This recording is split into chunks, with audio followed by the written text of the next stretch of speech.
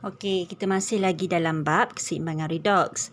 Dan dalam bab ni dia ada dua jenis sel, iaitu sel kimia dengan sel elektrolisis. Jadi dalam sel ni dia akan ada benda ni lah kan, batang hitam ni kita panggil elektrod. Dia ada larutan. Larutan tu kita panggil elektrolit. Yang ni kebetulannya dia buat dua elektrolit berbeza. Ada yang letak dalam satu bekas je. Ini letak dua bekas. Lepas tu contohnya ni lagi satu. Ni lagi satu bekas je kan. Okey, lepas tu kalau awak nak cam lagi, kalau sel kimia dia ada benda bulat ni. Benda bulat ni pasal ada tanda V kat dalam kan. Ni adalah voltmeter. Okey, voltmeter boleh, galvanometer pun boleh. Dia untuk mengesan elektrik kan. Untuk mengesan elektrik. Jadi jarum voltmeter tu akan terpesong lah kalau ada arus elektrik mengalir. Okey, maksudnya awak tengok kalau ada voltmeter ni sel kimia, dan lagi satu kalau sel elektrolisis awak nak cam, dia ada bateri ni. Ingat, dia ada bateri, maksudnya dia elektrolisis. Sebabnya beza dia lagi, elektrolisis ni kita bagi dia tenaga elektrik. Lepas tu dia akan menghasilkan tenaga kimia. Kalau yang sel kimia pula dia terbalik. Maksudnya dia akan berlaku tindak balas kimia dulu dalam ni. Jadi tenaga kimia tu akan bertukar kepada tenaga elektrik. Jadi kita dapatlah detect. Jarum tu akan terpesong. Lepas tu kalau sel kimia, dia mesti elektrod dia ni logam. Logam ni pula kena logam yang berbeza. Kalau logam sama, contohnya kalau dua-dua guna kuprum, tak adalah arus elektrik terhasil. Jadi dia kena logam berbeza. Logam berbeza tu pula, kalau logam tu dekat je jarak dia dalam siri tu kan, rendah je bacaan voltan dia. Kalau lagi jauh dalam siri tu, kedudukan tu kan, atas dengan bawah, lagi banyak bacaan voltmeter. Jadi kita nak bacaan voltmeter tinggi, kena pandai pilih logam apa. Kalau siri pula, kalau sel elektrolisis, dia ni elektrod dia ni tak semestinya logam. Karbon pun boleh, logam pun boleh. Tapi kalau sel kimia mesti logam dan mesti logam berbeza. Ingatlah beza dia. Awak nampak je ada voltmeter ni, oh ni sel kimia ni. Macam tu. Awak nampak je bateri, oh ni sel elektrolisis. Okey. Lepas tu bila ada dua logam berbeza ni pun, awak kena tahulah yang mana satu elektrod negatif dan yang mana satu yang positif. Ataupun terminal negatif, terminal positif. Dapat soalan mesti kena detect terus yang mana satu terminal positif dan negatif. Okey, ni pun berdasarkan siri. Okey, sebenarnya saya sebut kat awak sebelum ni kan ada siri tu. Dia dah bagi dah dalam, sekarang ni dia dah bagi dalam soalan. Sebelum ni tak ada, saya kata kena hafal tu kan. Tak payah hafal lah sebenarnya. Saya terlupa yang tahun awak ni batch baru kan. Dia dah bagi dah siri ni siap-siap. Siri keupayaan elektrod piawai ni. Dia panggil. Sama dah, dia ada dengan inot siap kat sini bila awak nak kira kan, untuk tajuk ni lah. Tajuk sel kimia ni. Okay, so awak tengok je kat siri ni. Dia bagi antara ferrum dengan kuprum. So awak tengok, ferrum kat mana ferrum? Mana logam ferrum? Ni ferrum. Kan kuprum kat mana? Ni kuprum kat sini. So ferrum kat atas, kuprum kat bawah. Ferrum yang atas kan. Jadi logam yang atas. Awak ingat atas akan menjadi terminal negatif. So ferrum kat atas, jadi ferrum ni akan jadi terminal negatif. Yang bawah akan jadi terminal positif. Okey, nyatakan terminal ni, awak jawab lah. Ni soalan esei kan, bahagian B ni awak jawab terminal negatif siapa, iaitu siapa ni, elektrod ferrum ataupun ferrum. Terminal positif yang ni lah elektrod kuprum. Okey, tuliskan notasi sel. Notasi sel ni kita tulis yang terminal apa dulu ni, yang belah kiri ni. Kita tulis terminal negatif dulu. Ingat bila terminal negatif ni adalah elektrod ferrum. Jadi tulislah ferrum. Elektrod ni lah bentuk pepejal kan. Buatlah pepejal ferrum P. Lepas tu buat /1. Lepas tu ion dalam ni, ferrum 2. So ferrum 2 dalam bentuk aqueous kan, larutan aqueous. Lepas tu tulis kepekatan dia. Kepekatan dia 1.0 mol per desimeter padu. Lepas tu buat 2. Yang 2 ni. Okey, buat ke sini larutan, sini pun larutan juga. Yang ni tulis larutan untuk terminal positif. Terminal positif dia adalah ion kuprum 2. Tulislah ion kuprum 2. Ion kuprum 2, Cu2+. Aqueous juga, jangan lupa ya keadaan dia ni. Keadaan aqueous. Okey, lepas tu tulis kepekatan dia. Dia bagi dah kan 1.0 ni. 1.0 mol per desimeter padu. Slash, lepas tu elektrod dia ni. Cu. Elektrod dia Cu per pejal. Okey, habis notasi sel. Okey, lepas tu dia nak voltan sel, E0 sel. Okey, E0 sel sama dengan E0 pada, okey, kalau tadi ingat notasi sel awak ambil yang terminal negatif tulis belah kiri. Kan, yang belah kanan terminal positif. Sekarang kalau voltan sel ataupun E0 sel ni dia terbalik. Awak ambil E0 untuk terminal positif. Terminal positif tolak dengan E0 untuk terminal negatif. Sepositif ini siapa? Positif tadi kuprum. Kan? Ni positif. So, dia kuprum. Jadi, cari lagi lah kat sini. Kuprum ni berapa? Mana kuprum tadi? Ni kuprum ni positif 0.34. Jadi, awak pun tulislah 0.34. Lepas tu tengok pula. Dia kata tolak yang ferrum ni. Yang terminal negatif. Terminal negatif ferrum ni. Ferrum berapa? Negatif 0.44. So, tolak negatif 0.44. Okey, awak akan dapat positif 0.78 volt. Jangan lupa V, jangan lupa. Positif ni pun jangan lupa. Kena ada dua-dua ni baru dapat markah. Okey. So, habis selesai 4 markah kat sini. Okey, sambung pula. Yang tu A. Lepas tu sambung B.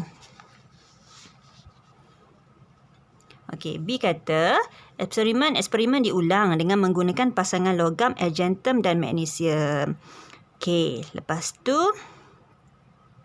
nyatakan pemerhatian di terminal positif dan terminal negatif. Jadi, soalannya kalau awak tak tahu juga, awak lukislah semula. Saya pun lukis kan. Alhamdulillah. So, awak lukis balik. Oh, ni tukar ni. Buat satu argentum, buat satu magnesium. Kau nampak lah. Saya suka lukis gambar rajah biar nampak. Nanti duduk main dalam kepala kan. Tak tahu mana-mana. Halo, kiri kanan ke apa. Okey. So, tak kira lah tu di mana-mana kiri kanan. Tak kisah sebenarnya. Yang ni. Cumanya satu elektrod argentum. Satu lagi magnesium. Kan? Okey, lepas tu kena tentukan yang mana satu macam tadilah, terminal negatif dan positif. Sebab sekarang dia tukar kan, dia tukar elektrod. Jadi macam Magic gua ajar, yang belah atas adalah negatif kan. So tengok antara magnesium dan argentum tu mana lebih atas. Okey, so kita jumpa magnesium. Okey, lagi dah jumpa dah. Sini. Lagi argentum mana? Argentum lagi satu. Okey, argentum kat sini.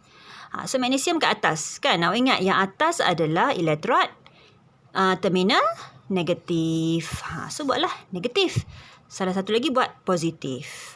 Okey. Lepas tu, dia kata dia nak nyatakan pemerhatian di terminal positif dan negatif. Dia nak pemerhatian di kedua-dua terminal. Sebab tu, awak kena pastikan dulu siapa terminal positif dan negatif ni. Kan? Okey. Lepas tu, pemerhatian dia.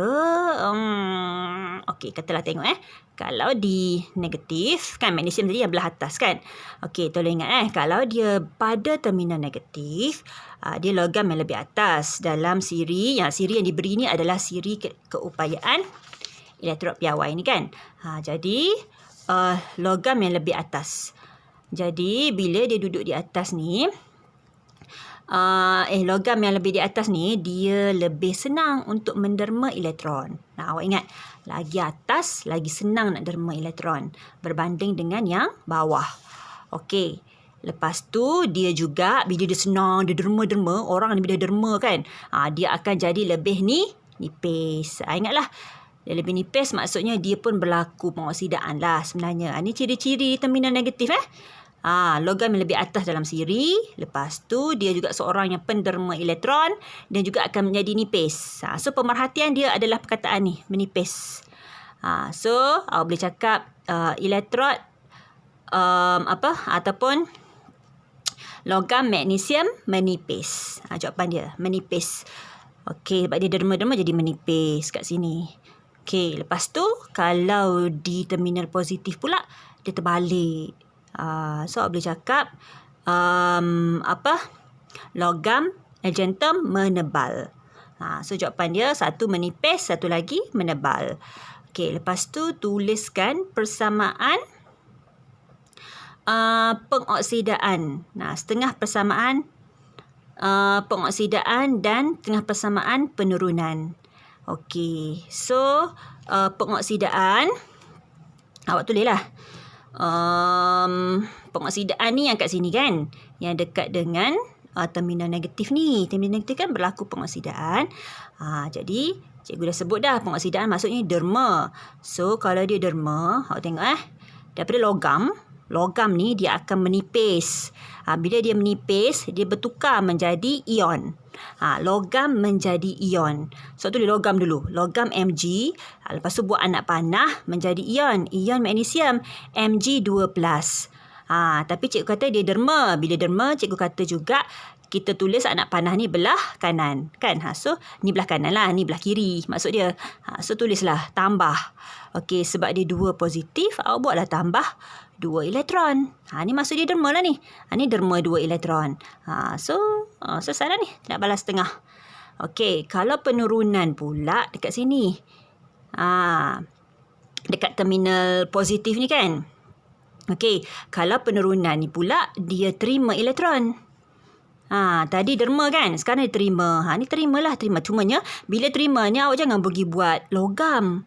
Kalau yang pengoksidaan ni saja buat logam, maksudnya dia akan menipis logam tu jadi ion. Sekarang ni dekat penurunan ni, daripada ion dalam larutan ni dia akan jadi logam. Dia duduk tepek kat sini. So bila tepek kat sini, logam ni jadi lebih tebal. So penurunan ni pada ion ni, ion argentum. Sini awak buat logam, sini awak buat ion. Sebabnya nanti ion ni nak tambah elektron. Barulah yang positif tambah elektron, barulah jadi neutral. Barulah jadi logam argentum terbentuk kat sini. So ni je beza dia. Yang ni awak buat logam, yang ni awak buat ion. Sini awak buat buang elektron, sini awak buat tambah elektron. Tambah elektron jadi logam. Logam argentum. Sini pula dia jadi ion. Dia jadi makin nipis, yang ni jadi makin tebal. Makin banyak ion argentum ni terbentuk kat sini, jadi lebih tebal. Okey, so habis yang ni sel kimia. Kita tengok pula sel elektrolisis ni yang ada bateri ni. Sekarang kalau awak teringat pula, macam kalau sel kimia ni, awak tengok mana lebih atas dalam siri yang diberi ni, siri keupayaan elektrod piawai ni, awak tengok yang lebih atas terminal negatif. Ingat. Okey, lepas tu yang ni siri elektrolisis ni, awak nak tengok terminal mana? Okey, sini biasanya dia guna istilah anod katod. Kalau elektrolisis. Okey, so awak tengok pada bateri. Kalau pendek gini ni kan, ni pendek ni, awak buat negatif. So seolahnya pendek je negatif. Kalau tinggi panjang je positif. Ataupun positif ni kita panggil anod lah, anod. Terminal positif ataupun anod. Yang pendek ni dia pendek, jadi dia negatif. Dan pendek ni pula kita panggil ketok. Tahu ketok? Kalau kat Kelantan adalah ketok. Ketok nama ni. Pendek lah maksudnya. Orang yang ketok. Jadi kita katakan dia sebagai katod. Awak tengok nampak dia pendek ni. So sini adalah katod. Sini adalah anod. So biasanya dalam elektrolisis ni dia guna istilah anod dan katod. Awak tengok pada bateri ni yang mana panjang, mana pendek. Pendek ni ketok. Ingat. Okey, lepas tu bila sel elektrolisis juga awak kena keluarkan, senaraikan ion apa dalam elektrolit ni. Sekarang dia guna larutan kalium iodida pekat. Kalium iodida maksudnya ion kalium lah kan. Ion kalium. Lepas tu ada ion iodida. Maksudnya ion iodida. Ion iodida. Lepas tu sebab dia larutan, maksudnya ada air lah dalam ni. Dia campur dengan air. So ada ion. Air kan H2O kan. So dia ada ion hidrogen dan ion hidroksida. So awak kena tak nampak rupanya. Sorry. Okey. So dalam ni dia ada ion kalium, ion iodida, hidrogen dan hidroksida. 4 jenis ion. Okey, cuma tengok juga. Jangan ni ya. Jangan tak nampak nanti dalam soalan. Kena alert lah. Dia tulis ada pekat kat sini. Tahu? Pekat ke ataupun tak pekat akan mempengaruhi jawapan awak nak jawab nanti. Kadang-kadang dia bagi kepekatan. Kalau kepekatan dia 1.0 macam tu,